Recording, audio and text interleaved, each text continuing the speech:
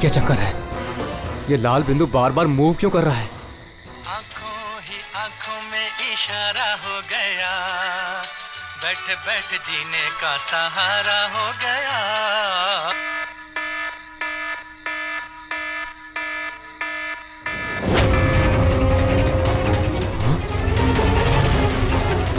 ये लाल बिंदु कहाँ गायब हो गया?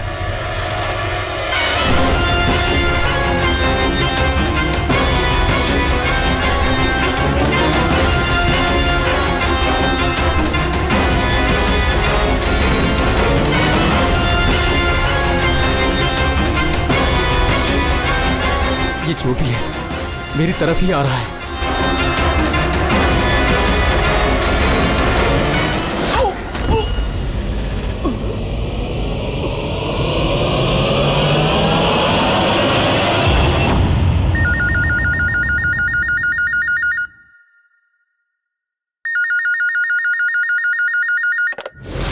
Hello, CID bureau. मैडम मेरे दोस्त की मदद कीजिए, उसकी जान खतरे में है। जान खतरे में है? क्या हुआ आपके दोस्त को? मैडम शशांक कल रात से गायब है, उसका कुछ भी अता पता नहीं है। आपने मिसिंग कंप्लेंट लिखवाई? उससे कुछ नहीं होने वाला है मैडम, उसका कोई फायदा नहीं। मुझे पता है उसको कुछ हो गया है। कल रात को वो मुंबई के किसी सुंदर नगर इलाके में फॉक्स हंटिंग के लिए गया था। क्या मुंबई में लोमड़ियों का शिकार? हे सुनो सुनो, अगर तुम सीआईडी के साथ मजाक करने की कोशिश कर रहे हो तो तुम्हारे लिए बहुत भारी पड़ेगा। 2 मिनट लगेगा तुम्हारा लोकेशन ट्रैक करने में और गिरफ्तार करने में। मैं सच में मजाक नहीं कर रहा हूँ सर, सचमुच में उसकी जान को खतरा है। आप प्लीज जाइए, उसको ढूंढिए। नाम पूछिए उसका। आप बोल कौन रहे हैं? सर मेरा नाम राजीव कुमार है। राजीव, ये फॉक्स हंटिंग ये क्या है? सर मैं आपको वो सब डिटेल में बताऊंगा, पर इससे पहले कुछ हो ना जाए। आप प्लीज सुंदरनगर जाइए, उसको ढूंढिए। राजीव सुनो, राजीव हेलो।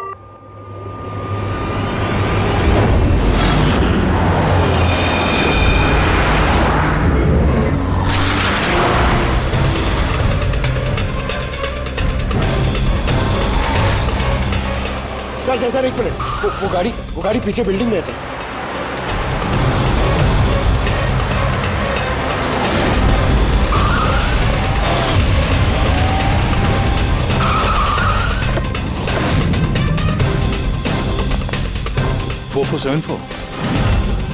तो शशांक की गाड़ी का नंबर तो यही है।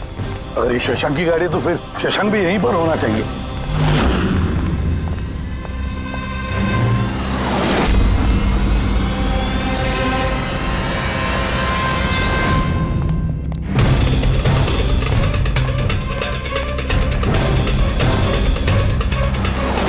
ओह माय गॉड,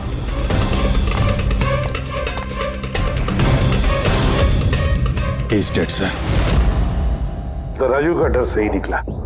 उसे पता था कि शशांक की जान को खतरा है। इसका मतलब राजू जानता होगा कि कौन शशांक की जान के पीछे पड़ा है। बोली तो राजू को फोन करो।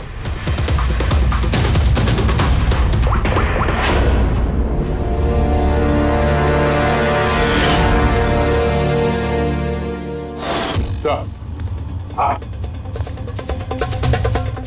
2 गोलियों के शेल, .38 कैलिबर। सर ये राजीव फोन नहीं उठा रहा है। सर कहीं इस राजीव की जान को भी खतरा तो नहीं है? सर एक बात समझ में नहीं आ रही सर, शहर के इस इलाके में कोई लोमड़ियों का शिकार करने क्यों आएगा? शिकारी खुद शिकार हो गया। मुझे तो यहाँ दूर दूर तक कोई भी लोमड़ी नजर नहीं आ रही है। रेडी पंकज, चुप रहो। ये फॉक्स हंटिंग सीक्रेट कोड है और इसका राज सिर्फ राजीव ही बता सकता है। राजीव के घर जाके पता लगाना पड़ेगा।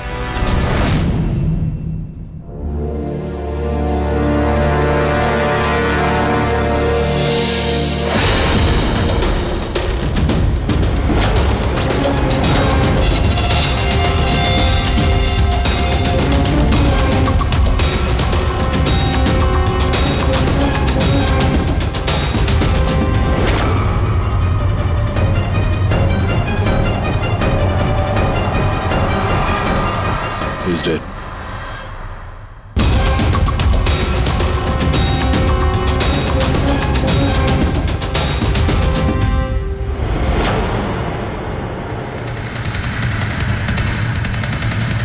सर राजीव है सर। इसने अपने दोस्त की जान बचाने के लिए हमें फोन किया था और किसी ने इसी को मार दिया। और सर मारा भी शायद उसी गन से। ये देखिए .380 की बुलेट शेल्स, ठीक वैसे ही जैसे शशांक की बॉडी के पास में। ये कोई आपसे दुश्मनी का केस लगता है। किसी की राजीव और शशांक से कोई गहरी दुश्मनी होगी। खूनी तक पहुंचने के लिए सुराग हमें इस घर से ही मिलेगा। सर यहाँ तो बहुत सारे पजल की बुक्स और गेम्स हैं। सर डेस्कटॉप पे भी बहुत सारे पजल गेम्स हैं।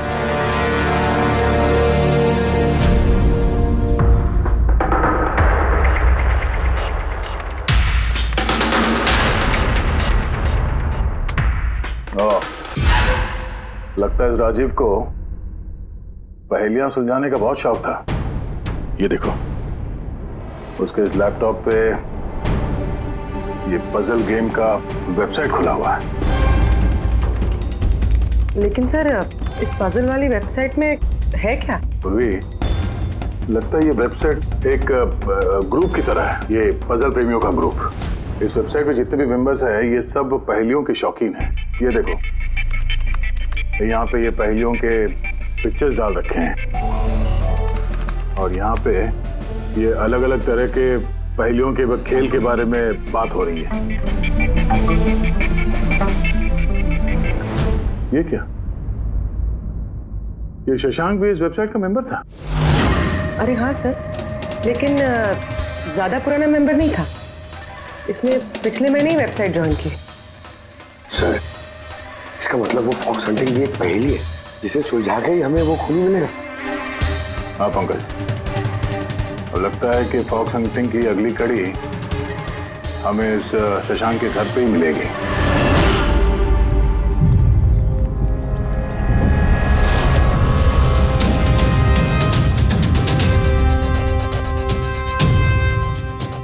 ताला लगा हुआ है दरवाजे पे। लगता है शशांक यहाँ अकेला ही रहता है। कमाल है, आज तो शशांक के यहाँ बहुत मेहमान आ रहे हैं। नमस्ते जी।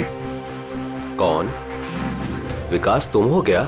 मैं वो नहीं हूँ जो आप समझ रहे हैं। मैं इंस्पेक्टर दया, सीआईडी से। सीआईडी वाले दया? अरे तुम्हारा तो बहुत नाम सुना है, बहुत कहानियां सुनी है तुम्हारी। शाबाश, ऐसे ही देश का नाम रोशन करते रहो। Thank you. हम लोग यहाँ शशांक जी से मिलने आए थे। शशांक? हाँ। क्या हुआ शशांक? नहीं, कुछ हुआ नहीं उसे। कोई और भी आया था शशांक के घर पे?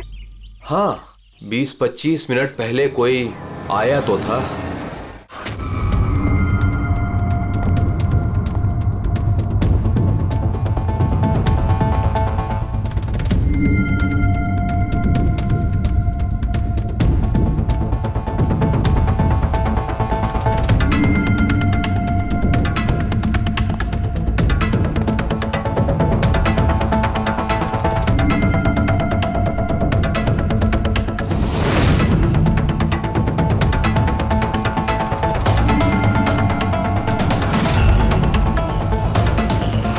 इलेक्ट्रॉनिक गैजेट्स, ये इंस्ट्रक्शन मैनुअल्स, ये सब देखकर तो लगता है कि ये शशांक एक इंजीनियर था।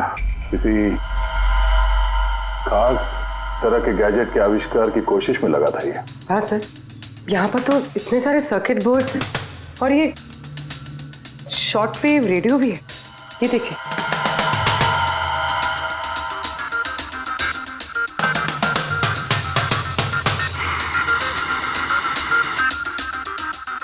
इस जगह पे सामान सब जिस तरह से बिखरा हुआ है, ऐसा लगता है कि यहाँ हमसे पहले कोई आया था इस कमरे की तलाशी के लिए। लगता है वो किसी खास चीज की तलाशी के लिए आया था।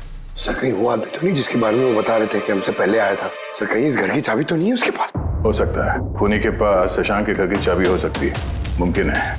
पर अहम सवाल ये है कि वो यहाँ ढूंढने क्या आया था, और जो चीज वो ढूंढने के लिए आया था वो उसे मिला है या नहीं। लेकिन सर यहाँ पर तो इतना सारा सामान है, हमें पता कैसे चलेगा कि कोई सामान गायब हुआ भी है या नहीं?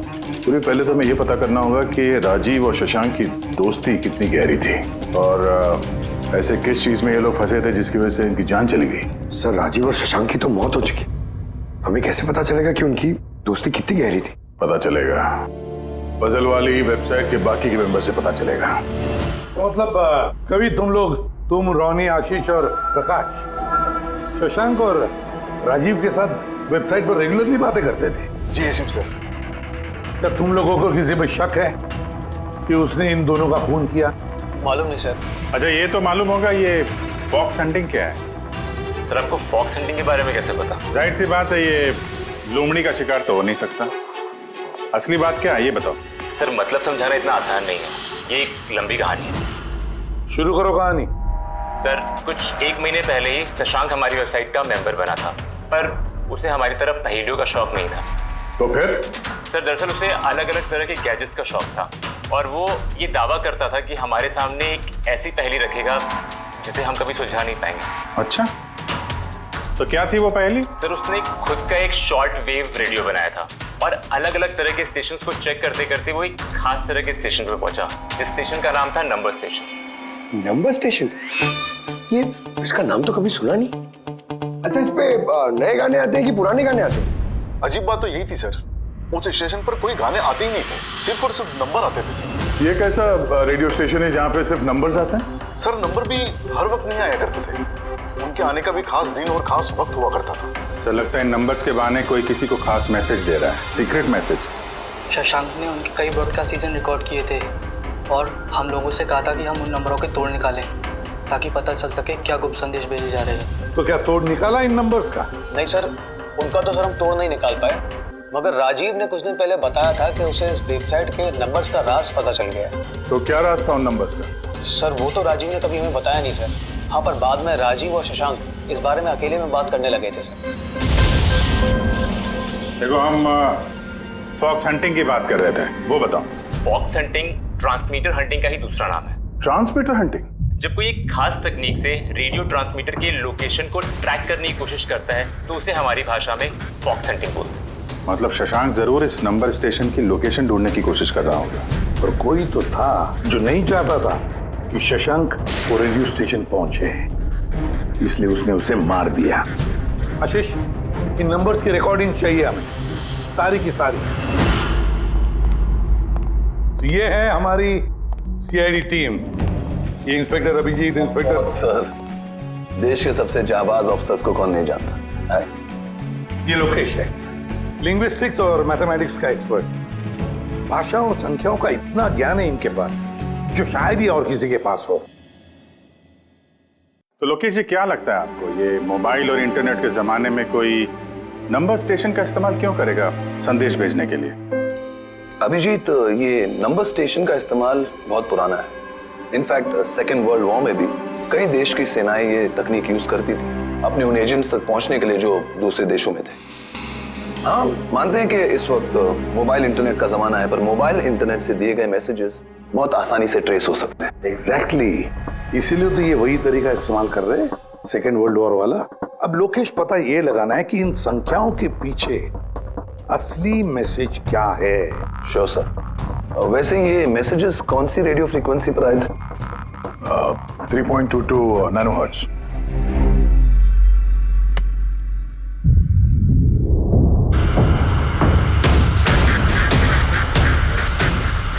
सर, इस रेडियो स्टेशन से तो कोई नंबर वंबर नहीं आ रहा है। I am not surprised. I am sure मुजरिम को पता चल गया होगा कि केस अब सीआईडी के हाथ में है, इसलिए उसने अपना मैसेज देने का तरीका या फिर रेडियो फ्रीक्वेंसी चेंज की होगी। तो नया चैनल ढूंढने में कितना वक्त लगेगा? बहुत मुश्किल है दया। एक नया चैनल ढूंढना मतलब रेगिस्तान में सुई ढूंढने के बराबर है। महीनों या तो सालों भी लग सकता है। नहीं लोकेश, हमारे पास वक्त भी नहीं है उतना। एक काम करते हैं, पुराने रिकॉर्डेड मैसेजेस सुनते हैं। लोकेश जी, ये मैसेजेस हफ्ते में 4 बार भेजे जाते हैं, मंडे, ट्यूसडे, वेडनेसडे और थर्सडे को। ये मैसेज सबसे पहले हफ्ते के सोमवार को ब्रॉडकास्ट हुआ था उस नंबर स्टेशन पे। आंखों ही आंखों में इशारा हो गया। 1 9 4 2 3 4 5 7 0 9 3 5 2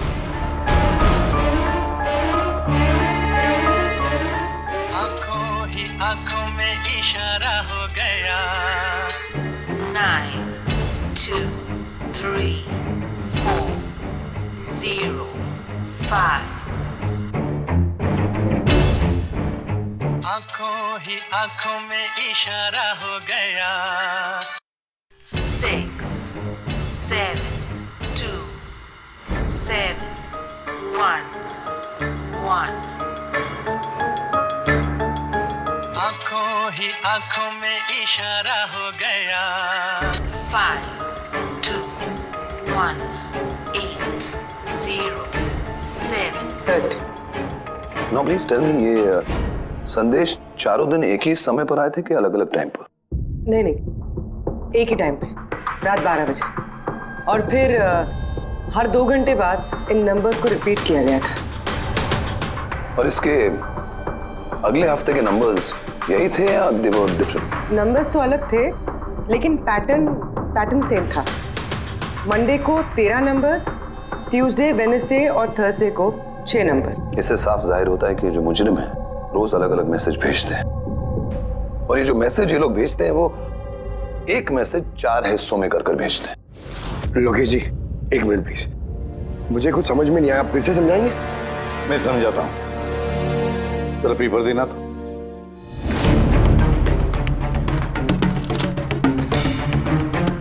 मान लो ये पूरा कागज एक मैसेज है, एक। इसके हम 4 हिस्से करेंगे। अब इस एक कागज के 4 टुकड़े हो गए, 4 हिस्से, मतलब एक मैसेज के 4 हिस्से हो गए, है ना? ये देखो,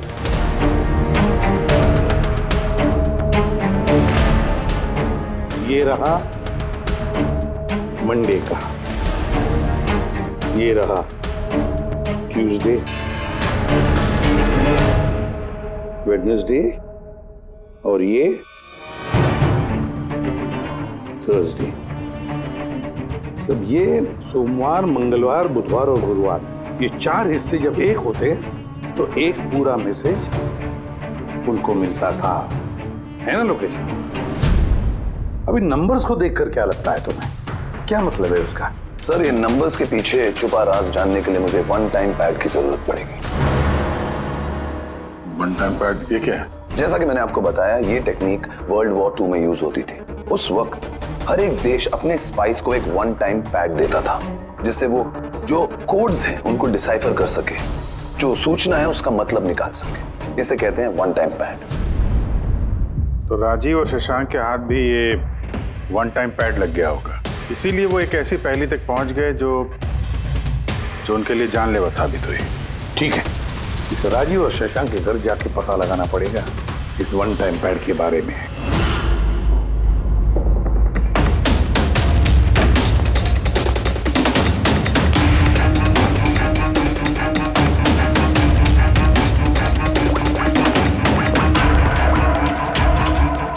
हेलो अभिजीत सर, यहाँ पर तो कोई कागज नहीं है। आपको कोई कागज मिला? हम लोग शशांक के घर में ही हैं, देख रहे हैं। कौन शशांक? कौन है यहाँ? आप आइए, पहचाना? इंस्पेक्टर दया। अच्छा, सीआईडी वाले दया। आप यहाँ कुछ काम थे यहाँ?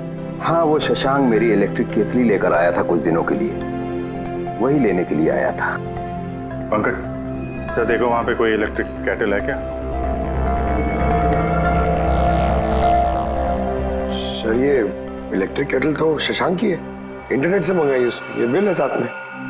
नहीं, ये इलेक्ट्रिक केतली मेरी ही है। लगता है आपको कोई गलतफहमी हो रही है। ये केटल तो शशांक नहीं खरीदा था। नहीं दया, मुझे कोई गलतफहमी नहीं हो रही है। तुम्हारा ये ऑफिसर या तो झूठ बोल रहा है और या मेरी तरह अंधा हो चुका है। अरे बदतमीजी क्यों कर रहे हैं? मुझे दिखाई देता है और मैं झूठ नहीं बोलता हूँ। यहाँ पे बिल्स हैं, ये इलेक्ट्रिक केटल, इलेक्ट्रिक कंपोनेंट्स, ये सर्किट बोर्ड और ये किताबों का बिल। क्या कहा? शशांक ने किताबें खरीदी? एक और झूठ। अरे नो झूठ, ये मेरे हाथ में बिल्स हैं। शशांक किताबें खरीद ही नहीं सकता। एक मिनट, आप ये ऐसा क्यों कह रहे हैं? क्योंकि उसे डिसलेक्सिया है। डिसलेक्सिया? हाँ, डिसलेक्सिया। इस बीमारी से पीड़ित लोगों को पढ़ना ही अच्छा नहीं लगता। किताबें खरीदना तो बहुत दूर की बात है। पंकज वो किताबें कहाँ हैं? सर किताबें तो नहीं है, ये खाली डब्बा है। ओह, इसका मतलब है खूनी यहाँ किताबें ढूंढने आया था। तो वो किताबें ही वन टाइम पैड है जिसकी हमें तलाश है। ये कितनी किताबें?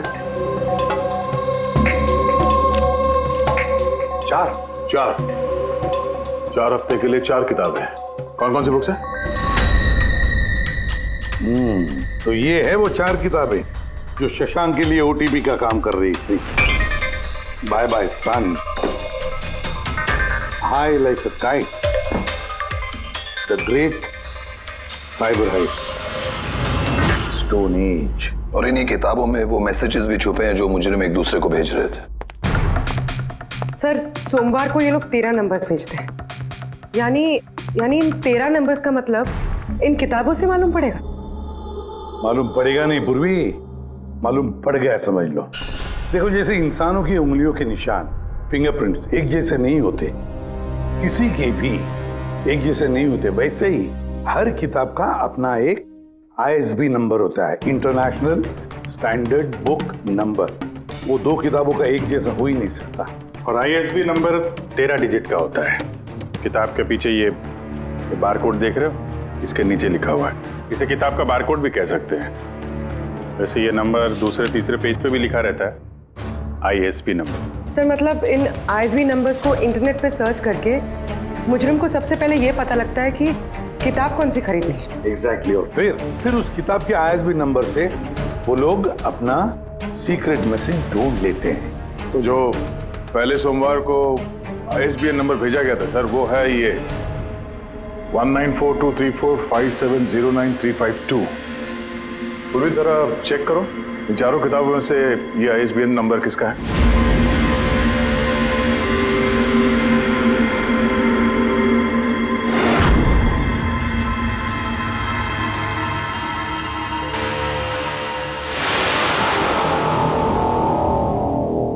सर ये ISB नंबर बाय सन से मैच होता है।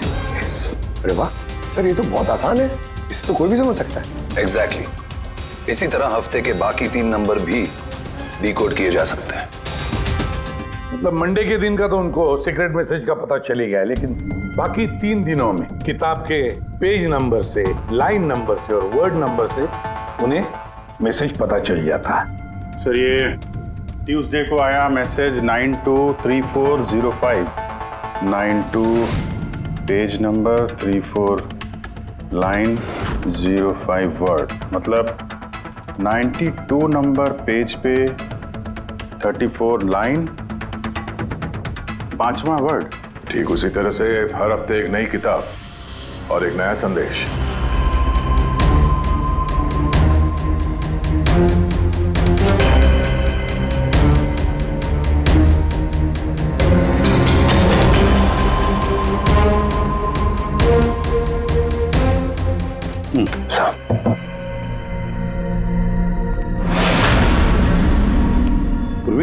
सर पहले हफ्ते का क्या मैसेज है? सर इस बाय सन किताब से जो पहले हफ्ते का मैसेज है वो है kidnap money bags junior. Kidnap money bag. Sir दूसरे हफ्ते आया था, ये किताब का नाम है द ग्रेट साइबर हाइस्ट। इसका मंगलवार को आया था सर रैंसमवेयर, और वेडनेसडे को अटैक, और थर्सडे को आखिरी मैसेज आया था ट्रिंग ट्रिंग ट्रिंग ट्रिंग। और तीसरे हफ्ते की किताब है sir high like a kite. High like a kite. और इसका संदेश है कंसाइनमेंट। कंसाइनमेंट जी सर। बीच बीच साउथ बीच। सर ये जो चौथी किताब है, इस हफ्ते की किताब द स्टोन एज, इसका मैसेज जो है ट्यूसडे के लिए black forest. Black forest. Wednesday का है गोज, बस इतना ही है सर, इट्स इनकम्प्लीट। आज गुरुवार है सर, ये अधूरा संदेश आज रात पूरा किया जाएगा। हाँ अभिजीत, अब तक जितना भी मैसेज आया है हमारे पास, अच्छी तरह से स्टडी करके देखना पड़ेगा ये क्या खिचड़ी पक रही है। सर ये पहला message, kidnap money bag junior. ऐसा लगता है ये मैसेज अजिंक्य जी के लिए। अजिंक्य के लिए ही है दया, क्योंकि अजिंक्य सबसे बड़ा फाइनेंसर है फिल्मों का और उसका निकनेम भी मनी बैग है। किडनैप मनी बैग जूनियर, शायद कोई अजिंक्य के बेटे को किडनैप करना चाहता है। जूनियर? हाँ हो सकता है, बिल्कुल हो सकता है अभिजीत। फिर अगला मैसेज है रैंसमवेयर अटैक ड्रिंक ड्रिंक। यार ड्रिंक ड्रिंक तो हमारी देश की सबसे बड़ी टेलीकॉम कंपनी है, कहीं ऐसा तो नहीं ये गैंग इस कंपनी पर रैंसमवेयर अटैक करने वाली है? सर ये रैंसमवेयर अटैक मतलब? अरे यार कोई ड्रिंक ड्रिंक कंपनी के डेटा और सर्वर को हैक करना चाहता है, और हैक करने के बाद फ्री करवाने के लिए वो लोग ड्रिंक ड्रिंक कंपनी से रैंसम लेंगे। ओ, तो इसे कहते हैं रैंसमवेयर अटैक। मगर सर ऐसे कोई न्यूज़ तो आई नहीं है कि ड्रिंक ड्रिंक कंपनी पे ऐसा कोई साइबर अटैक हुआ हो। सर मेरे पास भी ये ड्रिंक का ही सिम कार्ड है, लेकिन कनेक्टिविटी का तो कोई इशू ही नहीं है। और सर तीसरा मैसेज है कंसाइनमेंट साउथ बीच। ऐसा लगता है कि साउथ बीच में कोई गैर कानूनी कंसाइनमेंट आ चुका है या फिर आने वाला है। Black forest gold. Abhijeet Daya, इस गैंग का असली गेम क्या है आज रात को 12 बजे से पहले पता लगाना पड़ेगा, और रात के 12 बजे जो नंबर ब्रॉडकास्ट होने वाला है उसे ब्रॉडकास्ट होने नहीं देना चाहिए। क्या काम करो, इस अजिंक्य के घर जाओ और पता लगाओ उसका बच्चा ठीक है क्या।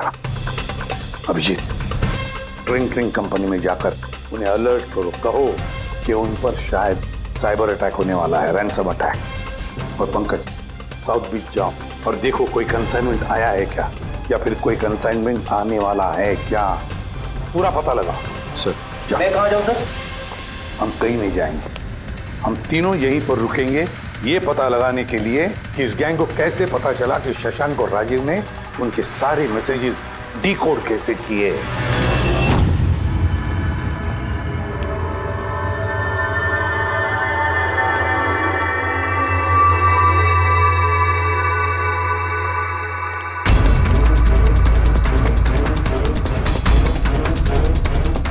Personal files encrypted. Encrypted? Sir क्या चाहिए सर, किसे मिलना है आपको? फिलहाल सबसे सीनियर कौन है इस ऑफिस में? सर सभी सीनियर्स यहीं पे है, सीईओ और कंपनी के मालिक भी यहीं पे है, बट अभी वो लोग एक अर्जेंट मीटिंग में बिजी है। कहाँ चल रही मीटिंग? देखिए अभी आप उनसे नहीं मिल सकते। कहाँ चल रही है मीटिंग? सर वो वहाँ पे कॉन्फ्रेंस रूम में।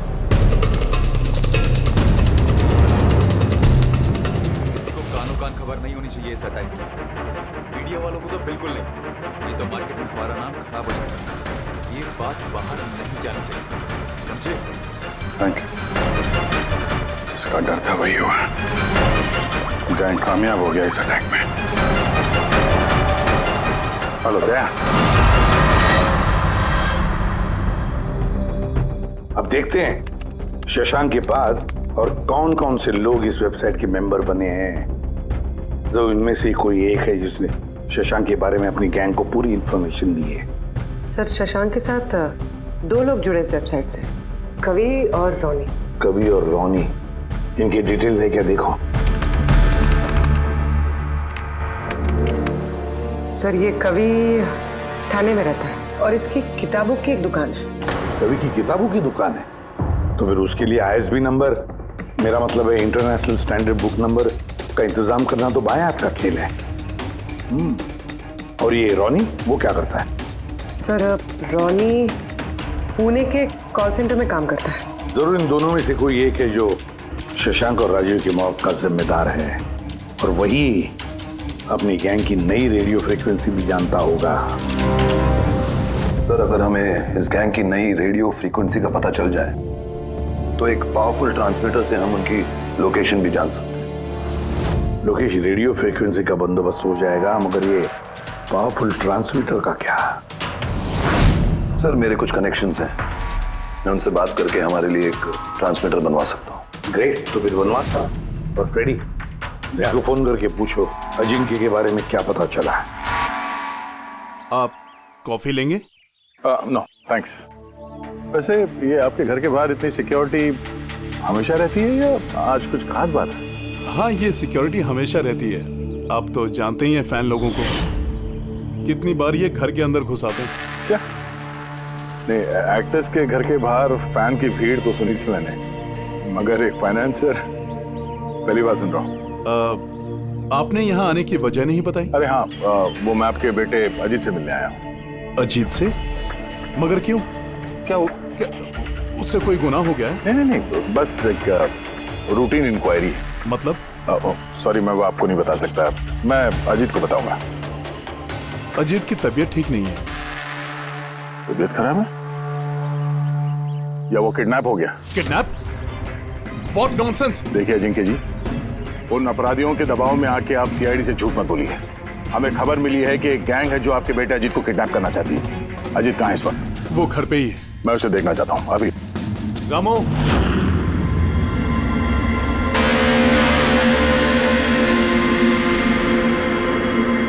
अब तो तसल्ली हो गई।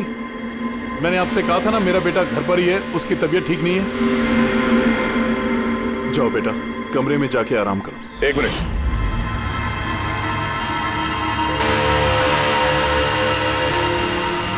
जरा कैप निकालना। मत उतारना टोपी। क्यों नहीं? हाँ? क्या कहा मैंने? क्या बता रहा हूं? चलो। नहीं। उन्होंने क्या बोला?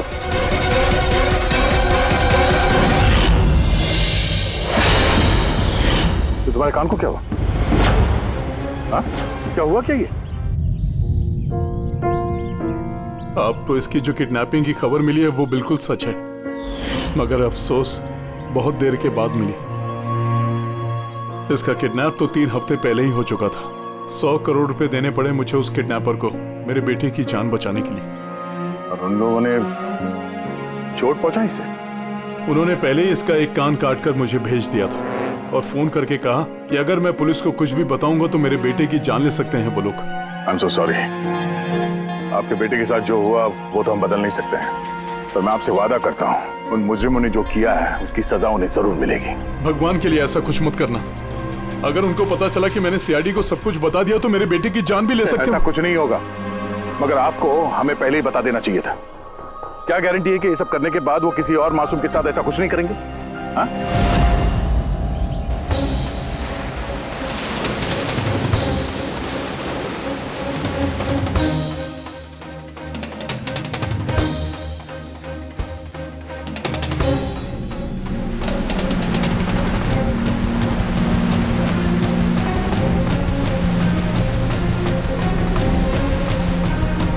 अगर वो कंसाइनमेंट आ चुका है और डीलिंग हो चुकी, फिर तो कोई सुराग मिलना चाहिए यहाँ पर।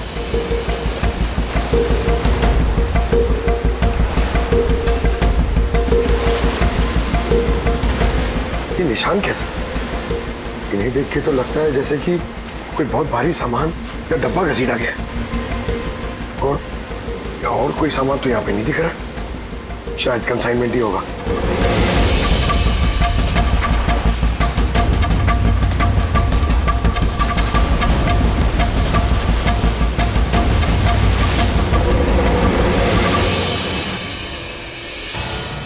आपके पास तो काफी अच्छा कलेक्शन है किताबों का मिस्टर कवि। आप लोग यहाँ मुझे बुला लिया होता मैं भी और आ जाता। हम लोग वीडियो चैट भी कर सकते थे फिर से। लगता है आपको हमारे यहाँ पर आना पसंद नहीं आया। जी नहीं, ऐसी बात नहीं है। क्या लेंगे आप लोग, चाय या ठंडा? चाय ठंडा तो बाद में ले लेंगे, फिलहाल तो हम लोग किताबें लेने आए हैं। मिलेगी? हाँ, क्यों नहीं। बोलिए कौन सी किताब चाहिए आपको? हमें 4 किताबें चाहिए। Bye bye son, the great cyber heist, high like a kite और स्टोन एज। क्या हुआ? किताबों का नाम सुन के नानी याद आ गई? अरे कोई अपने दुकान से इस तरह भागता है भला? मैडम वो लोग बहुत खतरनाक लोग हैं मैडम, वो मुझे मार देंगे। अगर सच नहीं बोलोगे तो फांसी पे चढ़ोगे। शशांक और राजीव के खून के जरूर। नहीं, मैंने उनका खून नहीं किया, मुझे तो बस उन पर नजर रखने के लिए कहा गया था। किसने कहा था नजर रखने के लिए? कवि! रुक जा! कवि! हाँ, कवि! 6.21 नैनोहर्ट्ज। क्या? लेकिन कवि 6.21 नैनोहर्ट्ज। अब इससे पहले कि इस हफ्ते का आखिरी संदेश वो लोग भेजे और एक जुर्म करें, हमें इस गैंग को रोकना होगा। और सर, जितने भी जुर्म इस गैंग ने किए हैं सब के सब वीकेंड में किए हैं, शुक्रवार, शनिवार, रविवार। हाँ, मतलब गुरुवार के दिन आखिरी संदेश आ जाएगा और फिर फ्राइडे और सैटरडे, शुक्रवार और शनिवार के दिन वो लोग जुर्म कर देंगे। और सर, जुर्म सिर्फ एक तरीके का नहीं है, अलग अलग तरह का। ये kidnapping, cyber extortion. Sir forensic lab से आ रहा हूँ। डॉक्टर सालुंके को रेत से कोकेन की ट्रेसेस मिले सर। माय गॉड, बीच में ड्रग स्मगलिंग चल रही। न जाने किन किन गुनाहों से जुड़ी हुई है ये गैंग। देश की सुरक्षा को ध्यान में रखते हुए हमें इस गैंग को जल्द से जल्द खत्म करना ही होगा। Sir, transmitter 6.21 nanohertz, right? 6.21 nanohertz. तो हम इस गैंग के रेडियो फ्रीक्वेंसी तक पहुंच सकते हैं। अब आएगा मजा, अब हम फॉक्स हंटिंग करेंगे।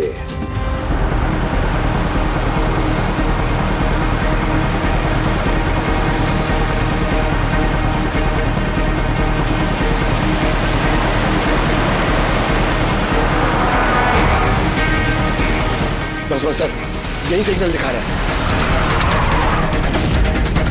सर। बस ये रेड डॉट मिल जाए। देखो रेड डॉट कहां पे है।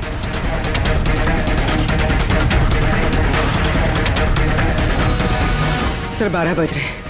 ये ब्रॉडकास्ट किसी भी वक्त हो सकता है। मैसेज मिस नहीं होना चाहिए। हाँ, किधर है सर? एक मिनट सर।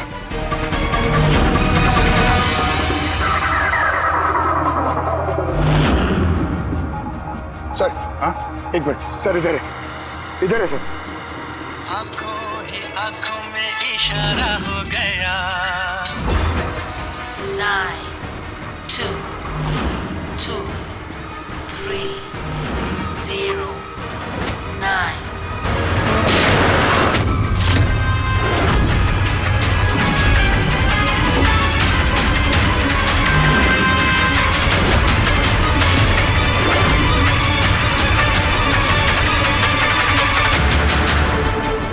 नो, इसने तो अपने आप को गोली मार ली है। आई गैंग का लोगो। इस गैंग से तो हमारा सामना पहले भी हो चुका है। कौन है तुम्हारा बॉस और कौन कौन लोग शामिल है तुम्हारे धंधे में? इसका जवाब आप मेरे मुंह से कभी सुन नहीं पाओगे एसीपी साहब। इस गैंग में काम करने वाले अपने बॉस का नाम बताने के बजाय आत्महत्या करना ज्यादा पसंद करते हैं। ये तो गया, लेकिन अगला जुर्म होने से रोकना होगा। वो क्या नंबर है उसका देखो। मैसेज का क्या मतलब है? 92 number page 2309, 23 number line. Kaboom. Kaboom? Kaboom क्या होता है सर? कबूम मतलब धमाका। धमाका मतलब कि कोई बम ब्लास्ट होने वाला है? पहले जो शब्द मिले थे हमें मैसेज से वो थे the stone age, black forest, ghost, और अब कबूम, ब्लैक फॉरेस्ट में धमाका। इसके पहले कि और मासूम लोगों की जाने जाएं, पता लगाना होगा ये धमाका कब और कहां होने वाला है।